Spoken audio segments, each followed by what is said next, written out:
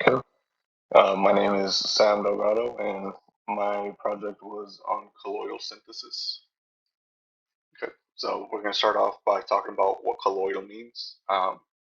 It sort of refers to when there's little things suspended in a medium. The medium can be liquid, it can be air, and I guess the most common colloid that you would come across in your daily life would be milk. Um, that's just like globs of fat suspended in water. If you give it enough time, it'll like settle out and stuff.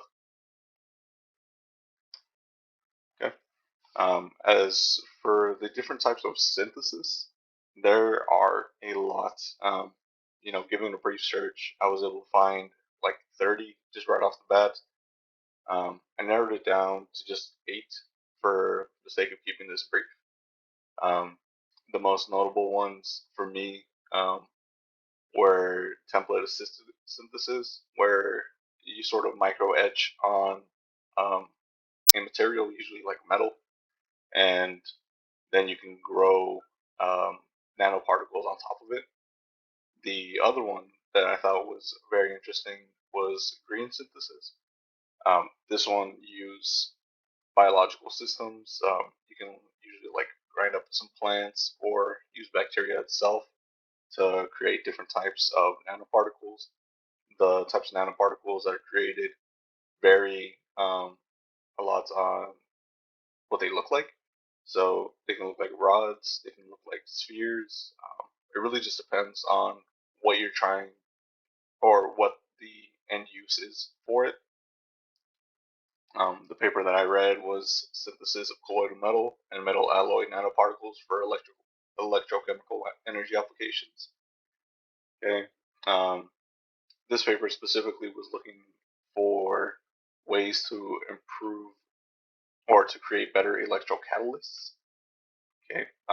The way that they were able to achieve this was essentially by creating a huge amount of surface area that would react. Um,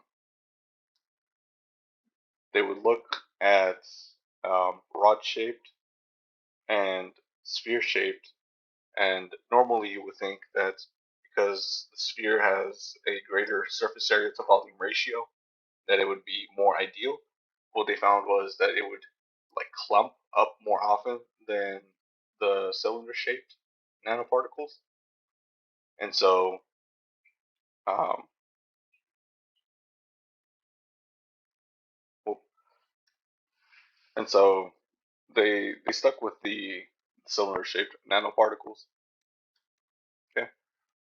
Something else that I found kind of interesting was you would use it in space shuttles, specifically the ceramic tiles. These are the things that keep the spacecraft from burning up when it's coming back from re-entry.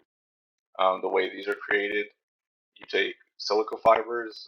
Usually, you want pure silica fibers because that way the material is consistent throughout. Um, kind of put it together after grinding it up.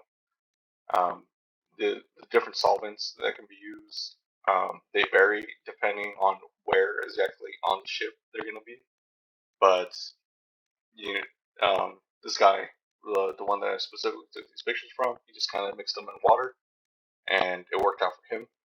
Um, where the colloidal silica comes into play is where it kind of acts as like a glue to hold together the fibers. Um, when it's being heat treated, the silica fibers themselves do not melt, but the colloidal silica does melt and kind of keeps the whole block as one unit. Um, another thing or another part that involves the colloidal silica is when you put additives like aluminum, it will change the color. As we can see in the second block, it's black. That's to prevent infrared radiation from penetrating through the the ceramic tiles.